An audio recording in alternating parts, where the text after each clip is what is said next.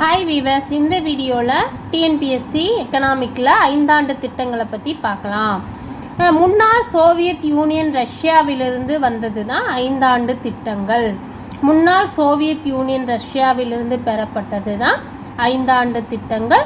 5 ஆண்டு திட்டங்களை அறிமுகப்படுத்தியவர் யார் அப்படின்னா நம்ம முதல் பிரதமர் ஜவஹர்லால் நேரு அவர்கள். இவர் இந்தியாவின் 5 ஆண்டு திட்டங்களின் தந்தை என அழைக்கப்படுகிறார். இந்தியாவின் 5 ஆண்டு திட்டங்களின் தந்தை என அழைக்கப்படுகிறவர் யார் அப்படின்னா ஜவஹர்லால் நேரு அவர்கள். ரஷ்யாவில் 7 ஆண்டு திட்டம் கொண்டு வந்தவர். ரஷ்யாவில் 7 ஆண்டு திட்டத்தை கொண்டு வந்திருக்காரு. அவர் யாருன்னா ஜோசப் பெயின் ரஷ்யாவில் 7 ஆண்டு திட்டத்தை கொண்டு வந்தார். ஃபஸ்ட்டில் 7, இப்போ அதுவும் 5ஆக மாற்றிட்டாங்க. ஒவ்வொரு 5 ஆண்டு திட்டங்களாக பார்க்கலாம். ஃபஸ்ட்டு முதல் 5 ஆண்டு திட்டம். இது 1951லேருந்து 56களில் தான் கொண்டு வரப்பட்டது. முதல் 5 ஆண்டு திட்டம். இதனுடைய நோக்கம் என்ன? முதல் 5 ஆண்டு திட்டத்துடைய நோக்கம் வேளாண்மை முன்னேற்றம் தான். வீவர்ஸ், இதில் 5 ஆண்டு திட்டங்களை பற்றி முக்கியமான குறிப்புகள் எல்லாமே எழுதியிருக்கேன். இது ஸ்கிப் பண்ணாமல் பாருங்கள். இது எல்லா பாயிண்ட்டும் உங்களுக்கு யூஸ்ஃபுல்லாக இருக்கும். 1951, 56ல் தொடங்கப்பட்டது தான் முதல் 5 ஆண்டு திட்டம். அதனுடைய நோக்கம் வேளாண்மை முன்னேற்றம். ஆர்டர் டோமன் மாதிரியை அடிப்படையாக கொண்டது தான் முதலாவது 5 ஆண்டு திட்டம். எதனுடைய மாதிரினா டோமர் மாதிரியை அடிப்படையாக கொண்டது தான் முதல் 5 ஆண்டு திட்டம். இது நில சீர்திருத்தம் நடைபெற்றது. இந்த முதல் 5 ஆண்டு திட்டத்தில் தான் நில சீர்திருத்தங்கள் எல்லாம் நடைபெற்றிருக்கு. நில சீர்திருத்தங்கள் நடைபெற்ற திட்டம் எதுன்னா முதலாவது 5 ஆண்டு திட்டம். அப்புறம் பூமிதான இயக்கம். பூமிதான இயக்கம் கொண்டு வந்திருக்காங்க 1950ல். அது ஆச்சாரியா வினோபாவே தான் கொண்டு வந்திருக்காரு. வளர்ச்சி வீதம், அந்த முதலாவது 5 ஆண்டு திட்டம் கொண்டு வந்த போது வளர்ச்சி வீதம் கணக்கெடுப்பாங்கள்ல, அது எவ்வளோ அப்படின்னா 3.6% தான் இருந்திருக்கு. முதலாவது 5 ஆண்டு திட்டத்தின் வளர்ச்சி வீதம் 3.6%. இதெல்லாம் டிஎன்பிசியில் கேட்டிருக்காங்க. இந்த கொஸ்டின் எல்லாம் வளர்ச்சி வீதம் எதன் அடிப்படையாக கொண்டு வந்தது இந்த திட்டம், இதெல்லாம் கேட்டிருக்காங்க. அதனால் இந்த வீடியோ ஸ்கிப் பண்ணாமல் பாருங்கள். 2வது 5 ஆண்டு திட்டம் நெக்ஸ்ட்டு பார்க்கலாம். இது 1956லேருந்து 1961ல் கொண்டு வந்தது தான் 2வது 5 ஆண்டு திட்டம். 1956 முதல் 1961 வரை. இதனுடைய நோக்கம் என்ன அப்படின்னா தொழில்துறை முன்னேற்றம், தேசிய வருமானத்தை உயர்த்துதல். 2வது 5 ஆண்டு திட்டத்தினுடைய நோக்கம் தொழில்துறை முன்னேற்றமும் தேசிய வருமானத்தை உயர்த்துதல் தான் இதனுடைய நோக்கமாக இருந்திருக்கு. அப்புறம் 2வது 5 ஆண்டு திட்டத்தின் வளர்ச்சி வீதம் 4.1% தான் 2வது 5 ஆண்டு திட்டத்தினுடைய வளர்ச்சி வீதமாக இருக்கிறது. இது பிசி மகளனோபிஸ் மாதிரியை அடிப்படையாக கொண்டது தான் 2வது 5 ஆண்டு திட்டம். மகளனோபிஸ் யுக்தி திட்டமிடும் யுக்தி எனவும் அழைக்கப்படுது. முதலாவது 5 ஆண்டு திட்டம் ஹார்ட் டோமர் மாதிரியை அடிப்படையாக கொண்டது. 2வது 5 ஆண்டு திட்டம் மகளனோபிஸ் மாதிரியை அடிப்படையாக கொண்டது. அடுத்தது 3வது 5 ஆண்டு திட்டம் 1961லேருந்து 1966 வரை இருந்தது கொண்டு வரப்பட்டது தான் 3வது 5 ஆண்டு திட்டம். இது காட்கில் திட்டம் என அழைக்கப்படுகிறது. காட்கில் திட்டம் என அழைக்கப்படும் 5 ஆண்டு திட்டம் எது அப்படின்னா 3வது 5 ஆண்டு திட்டம். இது சுதந்திரமான பொருளாதாரம், உட்கட்டமைப்பு மற்றும் தற்சார்பு முறையை நோக்கமாக கொண்டு இந்த திட்டம் வகுக்கப்பட்டது. எது இதனுடைய நோக்கம் அப்படின்னா சுதந்திரமான பொருளாதாரம், உள்கட்டமைப்பு மற்றும் தற்சார்பு முறையை தான் நோக்கமாக கொண்டு இந்த திட்டம் அமைக்கப்பட்டது. 1962ல் இந்த 5 ஆண்டு திட்டத்தில் தான் இந்தியா சீனா போர் வந்திருக்கு 1962ல். அப்புறம் 1965ல் இந்தியாவுக்கும் பாகிஸ்தானுக்கும் போர் நடந்திருக்கு. 4 முறை நடந்திருக்கு. அது 1947, 48, 1965, 1971, 1999. இது கால்வின் போர். அப்புறம் 1966 பஞ்சம் வந்திருக்கு. இந்த திட்டம் முடிகிற காலத்தில் 1966 வரைக்கும் தான் இந்த திட்டம், 3வது ஐந்தாண்டு திட்டம். இது முடிகிற டைமில் பஞ்சம் ஏற்பட்டிருக்கு.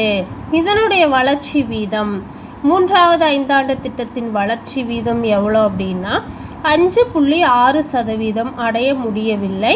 திட்டம் தோல்வியடைந்தது. வளர்ச்சி வீதம் 5.6 தான் இவங்க நிர்ணயம் பண்ணியிருக்காங்க. ஆனால் அதை அடைய முடியவில்லை. அதனால் 3வது ஐந்தாண்டு திட்டம் தோல்வியை அடைந்தது. அப்புறம் இதில் திட்ட விடுமுறை காலம்னு ஒன்று இருக்குது. அது என்ன அப்படின்னா, இந்தியா பாகிஸ்தான் போரினால் 3வது ஐந்தாண்டு திட்டம் தோல்வி அடைஞ்சிருச்சுல்ல, அப்போ தான் திட்ட விடுமுறை காலம் அறிவிக்கப்பட்டுச்சு. அது 1 ஆண்டு திட்டமாக அறிவிச்சாங்க. அதுதான் திட்ட விடுமுறை காலம்னு சொல்லப்படுது. அது எப்போன்னா 1966 to 1969. ஒரு வருஷத்துக்கு ஒரு வருஷம் வந்திருக்கு. 66, 67, 68ன்னு சொல்லி ஓராண்டு திட்டங்களாக கொண்டு வந்திருக்காங்க. நோக்கம் இந்த திட்ட விடுமுறை காலத்தினுடைய நோக்கம் என்ன அப்படின்னா, வேளாண் துறை, வேளாண் சார்பு துறை, தொழில்துறை இதனுடைய முன்னேற்றங்களை தான் நோக்கமாக கொண்டு இருக்கு. 4வது ஐந்தாண்டு திட்டம் இது என்னென்னா 1969, 1974 வரையிலே தான் 4வது ஐந்தாண்டு திட்டம் கொண்டு வரப்பட்டிருக்கு. இது இதனுடைய நோக்கம் என்ன அப்படின்னா, நிலையான வளர்ச்சி, தற்சார்பு நிலை இருந்திருக்கு. இதனுடைய நோக்கமாக 5.7 தான் இதனுடைய இலக்கு. 4வது ஐந்தாண்டு திட்டத்தினுடைய இலக்கு 5.7%. ஆனால் 3.3% தான் இலக்கை அடைந்தது. அதனால் இந்த 4வது ஐந்தாண்டு திட்டமும் தோல்வியில் முடிஞ்சிச்சு. அப்புறம் 5வது ஐந்தாண்டு திட்டம் இது கொண்டு வரப்பட்ட ஆண்டு 1974 1979 வரை. 5வது ஐந்தாண்டு திட்டத்தை உருவாக்கியவர் டிபி தார் அவர்கள். இதனுடைய நோக்கம் வேளாண்மை மற்றும் சுரங்க தொழில் தான் இதனுடைய நோக்கமாக இருந்திருக்கு. இதனுடைய இலக்கு 5வது ஐந்தாண்டு திட்டத்தினுடைய இலக்கு 4.4%. ஆனால் வெற்றி அடைந்தது 4.8% வெற்றி அடைஞ்சிருக்காங்க. அப்புறம் காப்பி கட்டாவோ திட்டம் அப்படின்னா இது 5வது ஐந்தாண்டு திட்டம் தான். இது அரசியல் காரணங்களுக்காக 1978 இதை நிறுத்திட்டாங்க. ஒரு வருஷத்துக்கு முன்னாடியே இந்த 5வது ஐந்தாண்டு திட்டத்தை அரசியல் காரணங்களுக்காக நிறுத்தப்பட்டது. அப்புறம் 6வது ஐந்தாண்டு திட்டம் 1980 1985 வரை தான் 6வது ஐந்தாண்டு திட்டம் கொண்டு வரப்பட்டிருக்குது. இது காஃபி ஹட்டாவோ அப்படிங்கிற 5வது ஐந்தாண்டு திட்டம் தான். இதனுடைய பொருள் என்ன அப்படின்னா, வறுமையை ஒழிப்போம் அப்படிங்கிறது தான் இதனுடைய பொருள். 5.72% தான் 6வது ஐந்தாண்டு திட்டத்தின் இலக்காக இருந்திருக்கு. அவங்க அடைஞ்சது 5.7%. அதனால் 6வது ஐந்தாண்டு திட்டமும் வெற்றியாக தான் இருந்திருக்கு. அப்புறம் 7வது ஐந்தாண்டு திட்டம் 1985 முதல் 1990 வரை தான் 7வது ஐந்தாண்டு திட்ட காலம். இதனுடைய நோக்கம் தன்னிறைவு பொருளாதாரம், வேலைவாய்ப்பு. 7வது ஐந்தாண்டு திட்டத்தினுடைய நோக்கம் தன்னிறைவு பொருளாதாரம், வேலைவாய்ப்பு. இதுதான் முக்கிய நோக்கமாக இருந்திருக்கு. இது முன்னுரிமை, தனியார் துறைக்கு முன்னுரிமை அளித்த திட்டம் எதுன்னா 7வது ஐந்தாண்டு திட்டம். இதனுடைய இலக்கு 5.0% தான் இதனுடைய இலக்கு. அடைந்தது 6% அடைஞ்சாங்க. அதனால் 7வது ஐந்தாண்டு திட்டமும் வெற்றியாக தான் இருந்திருக்கு. ஆண்டு திட்டங்கள் கொண்டு வந்திருக்காங்க. அப்போது அந்த டைமில் 1990 92 ஆண்டு திட்டங்கள் கொண்டு வரப்பட்டுச்சு. இந்த 1990 91 தான் 91 92 தான் புதிய பொருளாதார திட்டங்கள் எல்லாம் கொண்டு வந்தாங்க. இந்த ஆண்டு திட்டம் கொண்டு வர காரணம் நிலையற்ற அரசியல் சூழல் தான். இதனால தான் ஆண்டு திட்டங்களை கொண்டு வந்தாங்க. அப்புறம் 8வது ஐந்தாண்டு திட்டம், இது வந்து 1992 ஸ்டார்ட் பண்ணி 1997 வரை தான். 1991 புதிய பொருளாதார கொள்கை ஏற்பட்டது. எல்பிஜி தாராளமயமாக்கல், தனியார் மயமாக்கல், உலகமயமாக்கல், இதுதான் எல்பிஜின்னு சொல்கிறது. இதனுடைய நோக்கம், 8வது ஐந்தாண்டு திட்டத்தின் நோக்கம் என்ன அப்படின்னா, வேலைவாய்ப்பு, கல்வி, சமூக நல சீர்திருத்தங்களை கொண்டு வந்தது தான் இந்த 8வது ஐந்தாண்டு திட்டத்துடைய நோக்கமாக இருந்திருக்கு.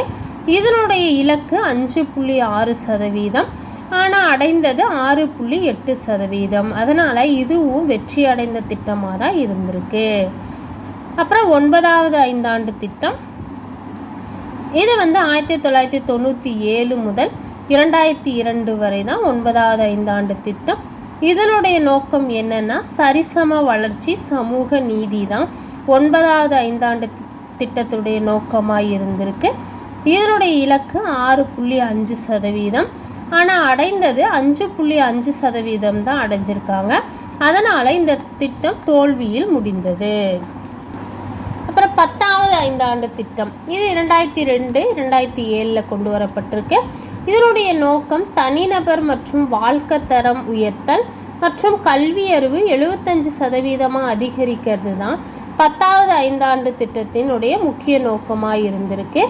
இதனுடைய இலக்கு 6.5%, அடைந்தது 7.8% வெற்றி அடைஞ்சிருக்காங்க இந்த திட்டத்தின் மூலமாக. 10வது ஐந்தாண்டு திட்டம் வெற்றி. இதனுடைய இலக்கு 7.8%. அப்புறம் 11வது ஐந்தாண்டு திட்டம் 2007 2012 வரையில் காலகட்டத்தில் கொண்டு வந்திருக்காங்க. இதனுடைய நோக்கம் விரைவான மற்றும் உள்ளார்ந்த வளர்ச்சி. ஆண் பெண் சதவீதம் 935 எனவும் 950 எனவும் மாறியிருக்கு. அந்த அளவுக்கு உயர்த்தப்பட்டிருக்கு. அதுதான் இலக்காக இருந்திருக்கு. ஆனால் இதுவும் தோல்வியில் தான் முடிஞ்சிருக்கு. எப்படின்னா, இலக்கு 8.3% தான் இலக்கு வச்சுருக்காங்க, ஆனால் அடைஞ்சது 7.9% தான். அதனால் இதுவும் தோல்வியில் முடிஞ்சது. அப்புறம் 12வது ஐந்தாண்டு திட்டம், 12வது ஐந்தாண்டு திட்டம் 2012 2017 வரை தான் 12வது ஐந்தாண்டு திட்டம். இது நிறுத்தப்பட்டது 17/8/2014 நிறுத்திட்டாங்க. 2 வருஷம் மட்டும் நடத்திட்டு அதுக்கப்புறம் இது நிறுத்தப்பட்டுருச்சு. நோக்கம் என்ன அப்படின்னா, உள்ளார்ந்த மற்றும் தொடர் வளர்ச்சி, சுற்றுலாத்துறை மேம்படுத்துதல், சேவைத்துறை உலக அளவில் உயர்த்துதல், இதெல்லாம் தான் 12ஆம் ஐந்தாண்டு திட்டத்தின் முக்கிய நோக்கங்களாக இருந்திருக்கு. இது முக்கியமான நோக்கம்னா, உள்ளார்ந்த மற்றும் தொடர் வளர்ச்சியும், சுற்றுலாத்துறை மேம்படுத்துதல், சேவைத்துறை உலக அளவில் உயர்த்துதல் தான் 12வது ஐந்தாண்டு திட்டத்தின் நோக்கமாக இருக்குது. இது இலக்கு 9% தான் நிர்ணயிச்சாங்க.